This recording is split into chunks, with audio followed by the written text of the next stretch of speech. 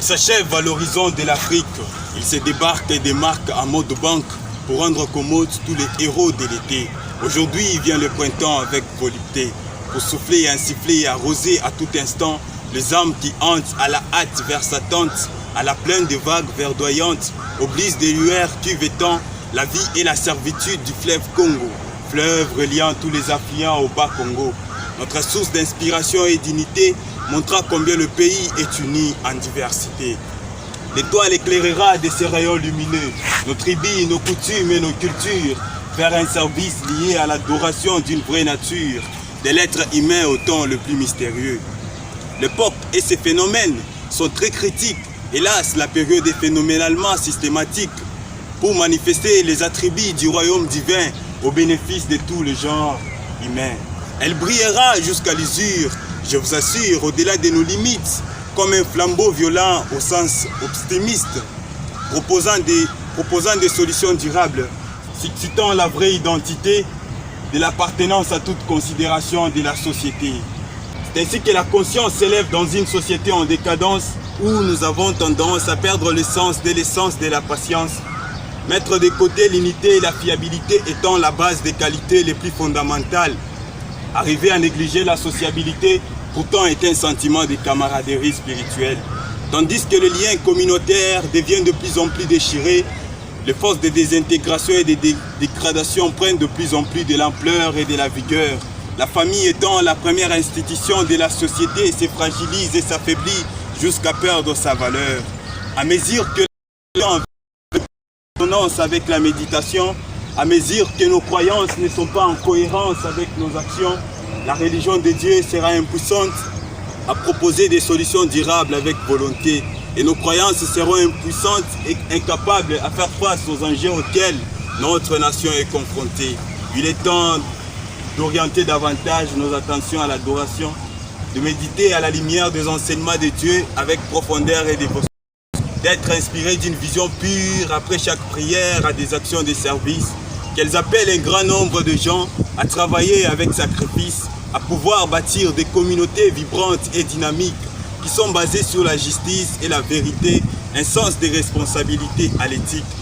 Alors, portons continuellement et abondamment nos regards au-delà de l'époque actuelle et considérons l'avenir avec les yeux de la foi spirituelle.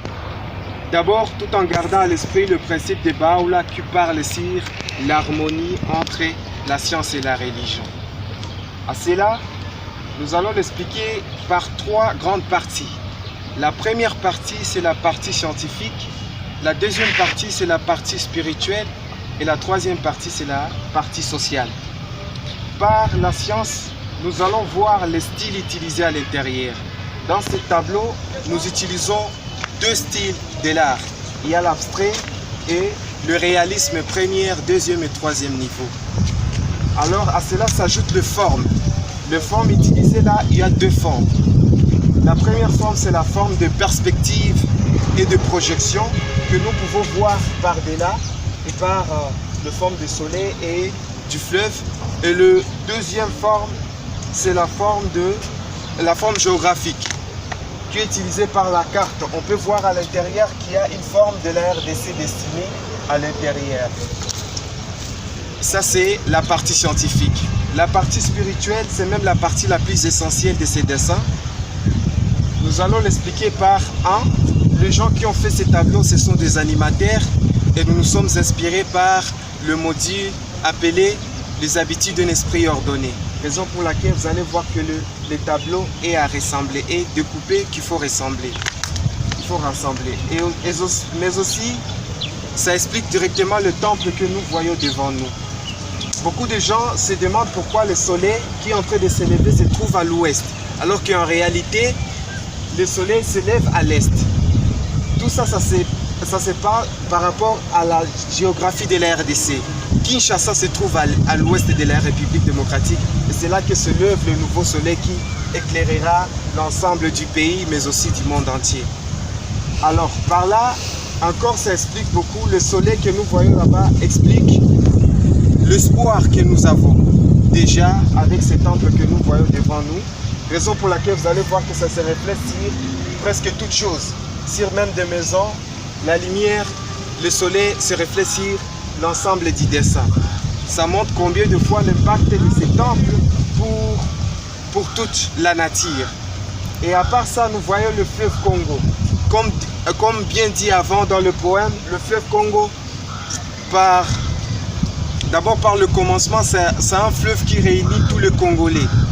Parce que ça part du Katanga vers le Kivu et vers la Chopo, ça passe par le Quater, le Bandundu, jusqu'à arriver à Kinshasa et le bas Congo, ça se jette dans l'océan. Raison pour laquelle nous allons voir que les affluents proviennent là.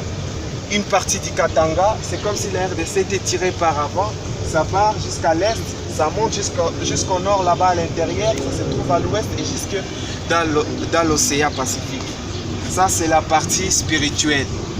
Et maintenant, la partie sociale, c'est ce que nous vivons. Vous allez constater avec moi que presque les arbres ici n'ont pas de feuilles. Cela a une signification grande. C'est-à-dire le monde dans lequel nous vivons aujourd'hui est confronté à un changement climatique. Nous voyons aujourd'hui qu'il y a des arbres qui tombent et si on ne fait pas attention, si on continue aussi à couper des arbres, on va se retrouver que ces mêmes arbres tombent sur nous, sur nos propres maisons. Voilà, raison pour laquelle on s'est dit, on a voulu montrer aussi le caractère de la RDC. Nous savons qu'en RDC, il y a des matières premières qui sont stratégiques pour le changement changement du climat, changement climatique en fait. Voilà, raison pour laquelle on comprend aussi le pacte qu'aura le temple, je vais encore revenir sur ça aussi, tout ce qui se passe là-bas, c'est même dans le social. Donc le temple intervient aussi dans le social. Comment ça va nous aider à éclairer plusieurs éléments de